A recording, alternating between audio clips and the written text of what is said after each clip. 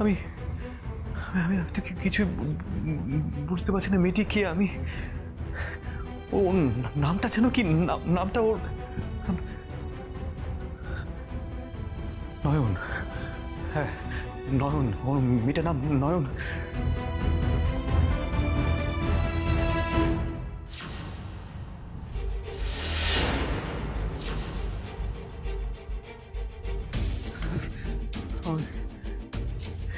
এটা আমি কি দেখলাম? ওই মেয়েটির মুখ, ওই মেয়েটির মুখ। হ্যাঁ, ওই মেয়েটির মুখ এতটা স্পষ্ট কেন? আমার আমার মনে এতটা স্পষ্ট কেন? আমি আমি তো ওকে মিথ্যাবাদী বলে এই বাড়ি থেকে তাই দিলাম ঠিকই, কিন্তু এই বাড়িতে যারা আছে তারা তাদের পরিচয় আমায় দিয়েছে, তাই তাই আমি তাদের চিনি। কিন্তু মেয়েটির সম্পর্কে তো আমায় কেউ কিছু বলেনি, তাই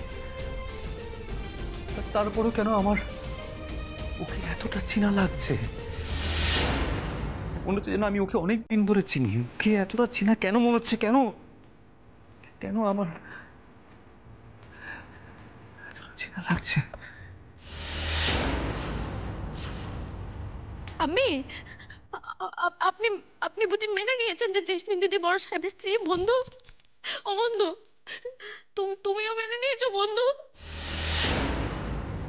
ও ভাই, তোমরা মেনে নিয়েছো যে জেসমিন দিদি যে বড় সাহেবের স্ত্রী? তোমরাও মেনে নিয়েছো বলো? ওর এত অনুরোধ করা সত্ত্বেও কেউ তো ওর হয়ে একটা কথা বললো না। না না, ও যদি সত্যি কথা বলতো তাহলে তো তাহলে তো বাড়ির সবাই নিশ্চয়ই চুপ করে থাকতো না, তাই না? না না, ও মিথ্যে কথা বলছে, আমি জানি, আমি বুঝতে পারছি মিথ্যে কথা বলছে, কিন্তু কিন্তু ও এত বড় মিথ্যে কথাটা কেন বলবে? ও আমাদের বাড়িতে এসে আমাকে ওর স্বামী বলে দাবি করবে কেন? না, আমাকে আমাকে এটা জানতে হবে। যে করুক আমাকে এটা জানতে হবে, কিন্তু কি করে জানবো আমি? কি করে জানবো? কি করে আমি এটা? আমি তো নিকুঞ্জপুর সেবাশ্রমে ছিলেন, ওখান থেকে আমি পালিয়ে এসেছি শুধুমাত্র আপনার জন্য। আর আপনি কিনা নিকুঞ্জপুর আশ্রম? হ্যাঁ, আমি আমি ওখানে গেলে ওর নিশ্চয়ই খোঁজ পাবো। নিকুঞ্জপুর আশ্রম, ওখানে গেলে আমি ওর খোঁজ পাবো, ঠিক মনে পড়েছে আমার। ও আমার তাহলে ওখানে যেতে হবে, আমাকে ওখানে ওর খোঁজ করতে হবে, ঠিক। হ্যাঁ, আমার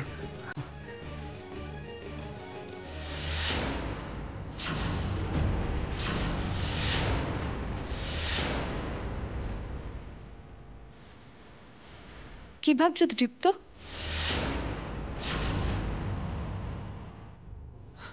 আরে কি হয়েছে তোমার?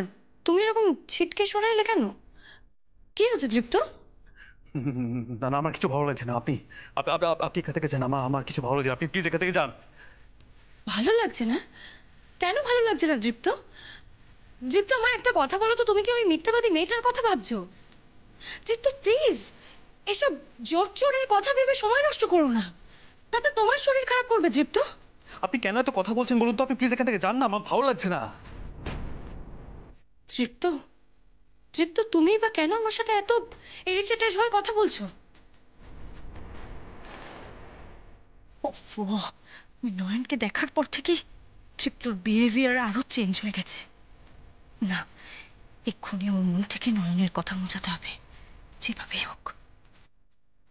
দীপ্ত, দীপ্ত প্লিজ, দেখো তুমি ওই ঘটনাটা নিয়ে বোধহয় বেশি ভাবছো, সেই জন্য তোমার উপরে এত এফেক্ট পড়ছে। প্লিজ ওসব নিয়ে ভাবা বন্ধ করো, প্লিজ ওটা ভুলে যাও, কেমন? সব তো ভুলে গেছি আমি, তাই তো আমি এতটা অসহায় পড়েছি। কিন্তু না, এখন নতুন যা কিছু ঘটছে আমাকে আমাকে সবটা জানতে হবে, আমাকে সবটা তুলেই দেখতে হবে। আমি আমি আমি যে করে হোক জানবো ওই মেয়েটা কেন আমাদের বাড়িতে এসে এত বড় একটা মিথ্যে কথা বলে গেল। আমাকে যাচাই করে দেখতে হবে, আমাকে যে করে হোক জানতেই হবে। না, জানতে হবে না।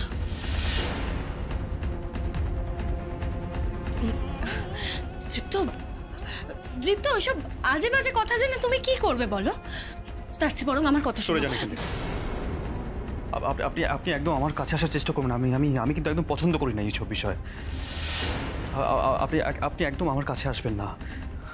আমার আমার আমার কাছে এসে আপনার কি লাভ হয় বলুন তো? আমার খুব বিরক্ত লাগে। আপনি আমাকে এইভাবে ইরিটেট করবেন না প্লিজ। আমি বলে দিলাম আপনাকে, আপনি প্লিজ আমার কাছে আসবেন না, প্লিজ আসবেন না।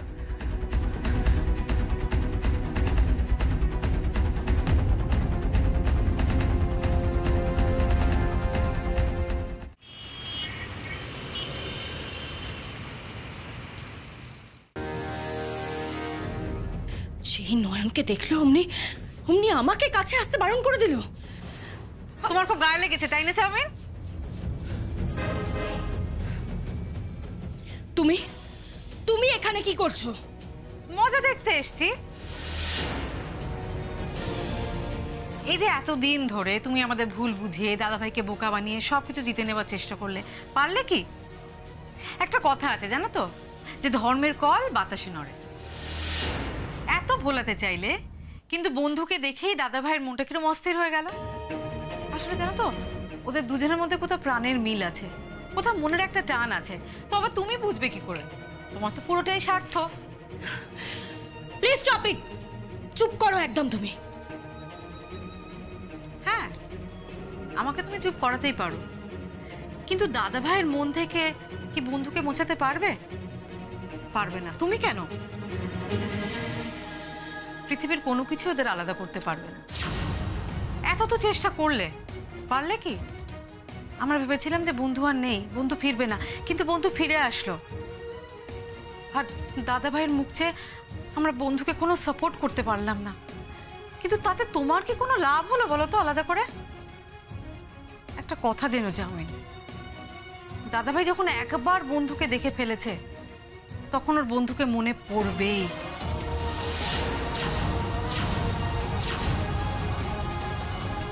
আর যেদিন দাদাভাই স্মৃতি ফিরে আসবে সেদিন কিন্তু তোমার সব জারিজুরি শেষ।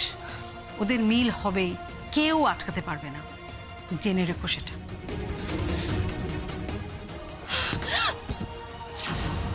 ও গড, তৃপ্তর স্মৃতি ফিরে এলে তো সর্বনাশ।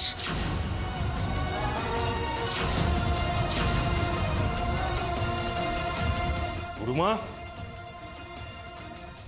ডাক্তার বাবা, আপনারা কোথায়? দেবদূত, এ কি তুমি নয়নকে নিয়ে? হ্যাঁ, উনি নিজেই এখানে আসতে চেয়েছেন। সে কি, ও তো নিজেই বাড়ি ফেরার জন্য ছটপট করছিল। তাহলে ডাক্তার বাবা, উনি বাধ্য হয়েই এখানে ফিরে এলেন।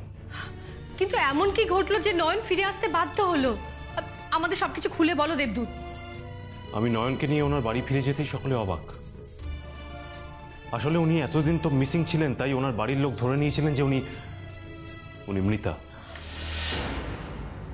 ওনার বাড়ির লোক তো একটা জলে ডোবা ডেড বডিও শনাক্ত করে এসেছিলেন। আর ওনার বাড়ি ফিরে যাওয়ার পরেই পুরো সিচুয়েশনটা একেবারে বদলে গেল।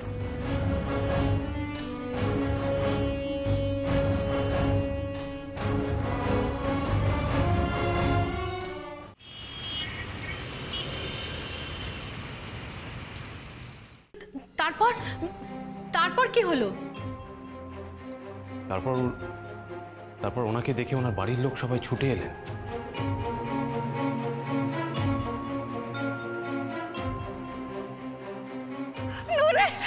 নয়ন, তুই বেঁচে আছিস? তুই বেঁচে আছিস?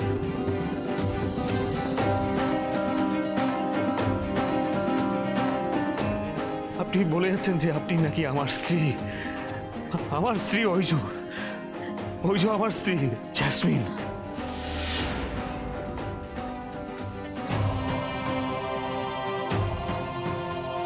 মানছি আমার কিছু মনে নেই, কিন্তু সেটা সুযোগ নিয়ে আপনি এত বড় মিথ্যা কথা কেন বলছেন আমাদের বাড়িতে এসে? আপনার মতো মেয়েকে তো পুলিশে দেওয়া উচিত এক্ষুনি সেটা। আমি আর ফিরবো না। সেই দিনই ফিরবো যেদিন বড় সাহেব নিজে গিয়ে আমাকে ডেকে আনবে, তার আগে নয়। আরে যাও যাও। যে অন্যের জীবন রক্ষা করে তাকে তার বাড়ির লোক দূরে ঠেলে দিল। যে বড় ভক্তিমতী, ওর কপালেই ঠাকুর কেন এত দুর্ভোগ লিখলেন? হয়তো হয়তো মা বিশালাক্ষী এভাবেই ওর পরীক্ষা নিতে চাইছেন। হয়তো তাই, কিন্তু মেয়েটা যে বড় কষ্ট পেল ডাক্তার বাবা। নয়ন, নয়ন, ওমা, নয়ন কোথায়? এ কি? কোথায় গেল? এই তো এখানেই ছিল, গেল কোথায় মেয়ে? এই এই দেখো তোমরা, দেখো কোথায় গেল। এই যে আমি।